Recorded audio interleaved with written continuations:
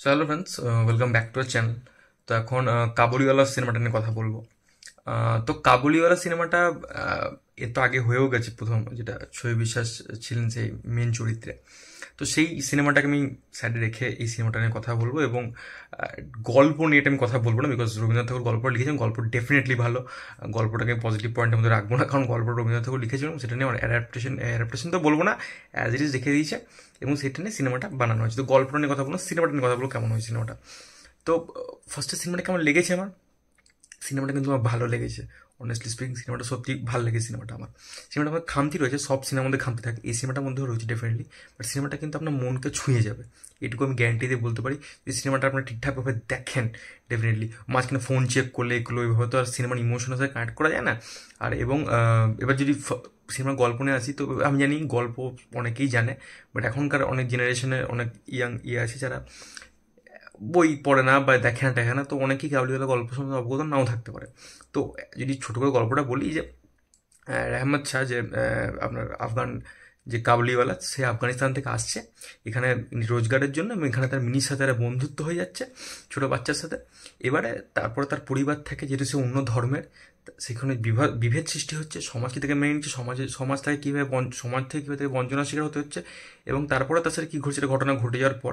এবং এটা নিয়ে ওভারঅল গল্প, আমি বেশি কিছু আর বলছি না এই গল্পটা নিয়ে, খুবই যেহেতু অনেকে জানে, আমি জাস্ট টাচ দিয়ে বলার চেষ্টা করলাম, এইটুকু ছিল গল্পটা। এবার আমি পজিটিভ পয়েন্ট কি নেগেটিভ পয়েন্ট, পজিটিভ পয়েন্ট কি, first positive point definitely cinema হচ্ছে মিঠুন চক্রবর্তী। এবং এটা সবারই কাছে এটাই হওয়াটাই স্বাভাবিক।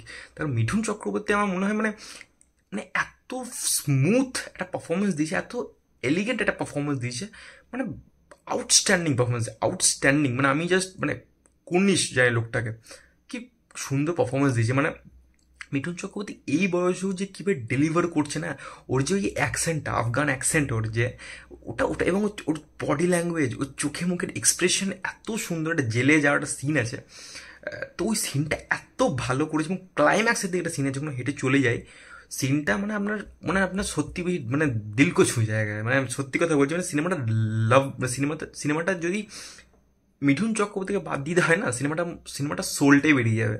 মানে মিঠুন চক্রবর্তী কি পারফরমেন্স দিয়েছে, মানে আমি অনেকক্ষণ ধরে বলে দিতে পারি মিঠুন চক্রবর্তী পারফরমেন্সকে নিয়ে। মিঠুন চক্রবর্তী দুর্দান্ত পারফরমেন্স দিয়েছে। এবং তার সাথে আমি যেটা কথা বলতে, মিনি যে করেছে অনুমেঘা, সেই বাচ্চা মেয়েটি কি কি কি পারফরমেন্স দিয়েছে এইটুকু বয়সে।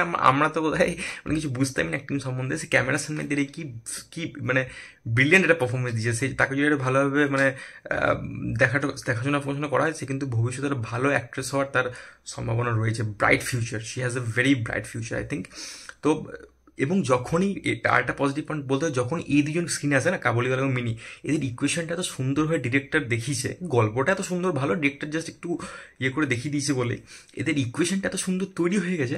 এবং সেটা যখন দেখছি আমি, এত মিষ্টি লাগছে দেখতে। কিছু ইমোশনাল সিন বলি, কমেডি সিন বলি, ওকে যখন শেখাচ্ছে তোমার ভগবানের নাম কি, আল্লাহ আমার ভগবানের নাম ভগবান, ওই সিনটা এত সুন্দর, কিন্তু মিষ্টি, এত সুন্দর পারফরমেন্স দিয়েছে দুজনকে এত সুন্দরভাবে লাগছে না দেখতে স্ক্রিনে। বাকি সব ক্যারেক্টার যেগুলো আসছে মানে যখন এই দুজন স্ক্রিনে থাকছে না, বেশিরভাগ সময় এই দুজন প্রায় যখন স্ক্রিনে থাকে, এই দুজন যখন স্ক্রিনে থাকে, তখন সেই সিনটা দেখেই যেতে মানে আমি ইচ্ছা করি যেন চলুক, সিনটা চলতেই থাকুক।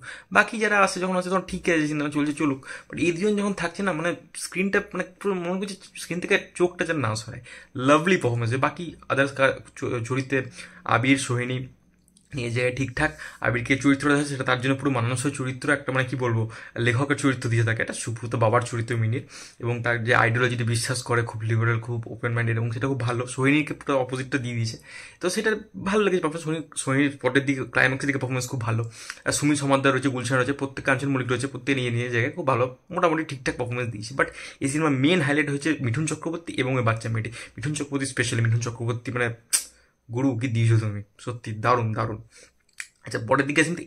এই সিনেমা থেকে ইমোশনাল পোর্শন সত্যি ওয়ার্ক করেছে এই সিনেমাটার গল্প। ওই যে বাবা বলে দিয়েছি আমি, গল্পটা এত রেলিভেন্ট গল্প, সেই সময় লেখা গল্প, বাট এখন যে রেলিভেন্ট, যে সাম্প্রদায়িকতাটা, অন্য ধর্ম, সেই ধর্ম মানুষ, এবং এখানে একটা বাচ্চা মেয়েটা সেই ইনোসেন্ট যে জিনিসটা, ইনোসেন্স কি বলবো, একটা সম্পর্কে ইনোসেন্সটা থাকে, তা সত্ত্বেও তাকে কীভাবে যে সাম্প্রদায়িকতার সম্মুখীন হতে হচ্ছে ওই কাবুলিওয়ালাকে, এবং সেটা নিয়ে যে ইমোশনাল যে জায়গাটা তৈরি করে, মানে ইমোশনাল জায়গাটা তৈরি হয়।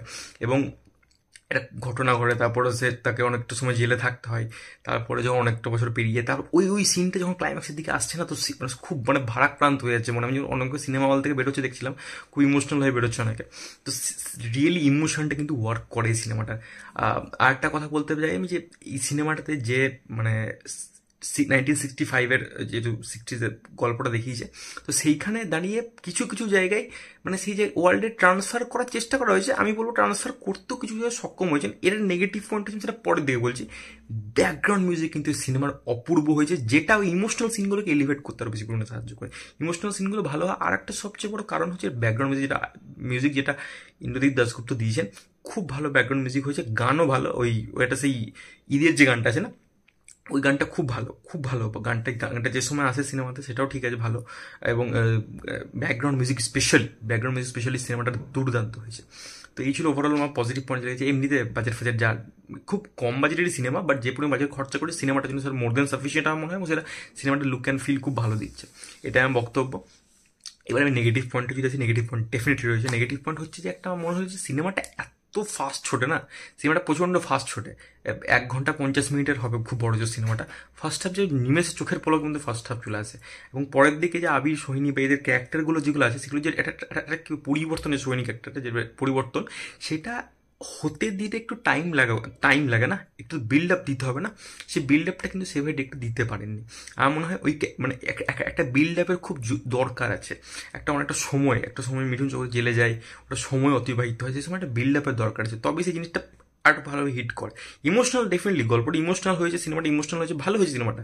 কিন্তু ওইটাতে যদি একটু সময় দেওয়া হতো, আরও 15-20 মিনিট যদি বাড়িয়ে ওটি যদি দেখাতে পারতো আরও ভালো হবে, তবে সেই জিনিসটা আরও বেশি ওয়ার্ক করতে বলে আমার মনে হয়। এবং এখানে যেহেতু গল্পটাকে অ্যাজ ইট ইজ রেখে দিয়েছে, গল্পটার মধ্যে আমি চাইছিলাম ডিরেক্টর যেন নিজের কিছু একটা টাচ দিন।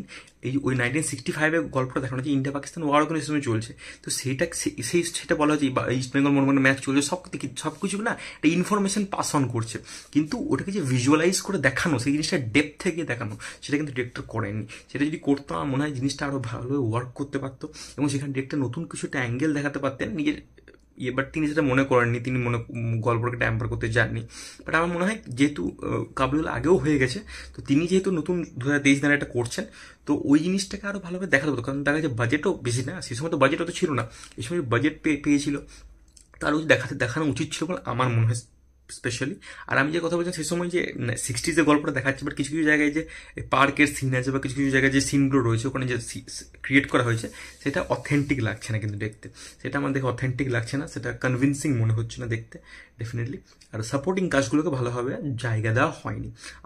আবিরকে কিছু কিছু আবিরকে কিছু কিছু ভালো ডায়লগস দেওয়া হয়েছে, বাট বাট আবিরের ক্যারেক্টারটা যেটা না, সেটা আরও ভালোভাবে করা যেতে পারতো বলে আমার মনে হয়েছে। Same goes with Sohini Sarkar, sorry. তো এই ছিল ওভারঅল টেক সিনেমাটা নিয়ে। সিনেমাটা ডেফিনেটলি দেখতে যাওয়া হলে, আমার তো ভালো লাগে সিনেমাটা আমার, এবং মিঠুন চক্রবর্তী সিনেমাটার জন্য ডেফিনেটলি ন্যাশনাল অ্যাওয়ার্ড ডিজার্ভ করে। এবং আমার এই বছর যত বাংলা সিনেমা দেখেছি, বেস্ট বাংলা সিনেমা লেগেছে কাবুলিওয়ালা।